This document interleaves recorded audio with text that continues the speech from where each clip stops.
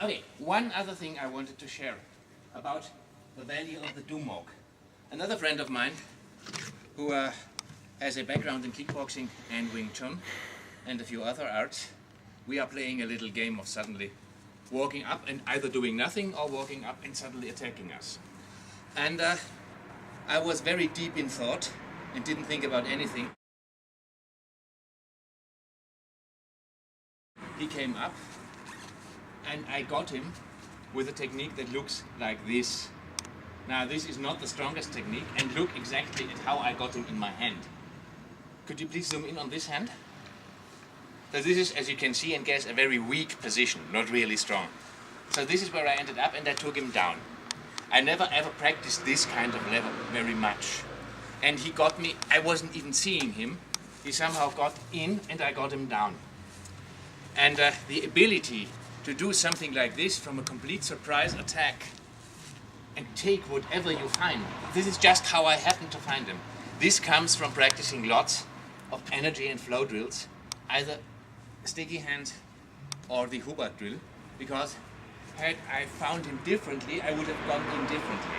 And the flow drills enable us to make a system out of an assortment of techniques. You see, this is always an elbow lever, an elbow wrench that I have, but always totally different. The only points that remain the same is that I stop it here and straighten it here. And the dumog, Hubud drill enables us to do stuff like that. Just like this, without actually knowing what's going on. And I never ever practiced this, what I just did before. So this kind of just evolves naturally, and the ability to do this also evolves naturally. There is no need to rush this. If you just go through the Dao drills for, let's say, a year or so, you will, and if you have practiced some other martial art. Like I said, I have practiced Jiu-Jitsu.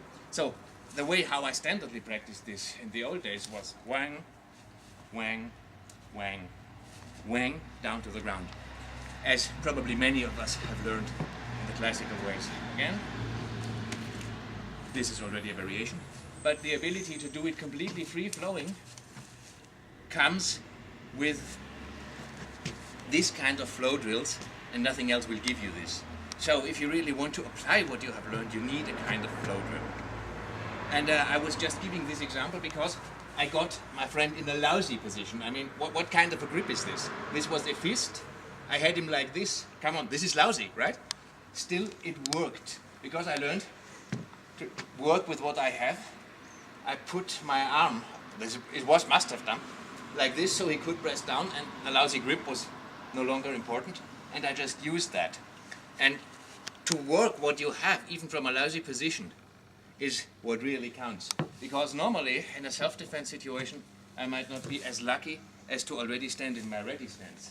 Maybe I'm leaning at the bar and the guy walks up. And I must take, I mean, lousy defense that I have, right? But still, with the flow drill, I can make use of it. And if I'm friendly, I'm just pulling. If I'm not so friendly, I'm pushing, braking, and using his head in contact with the furniture. But the ability to do that comes out of our ability with flow drills.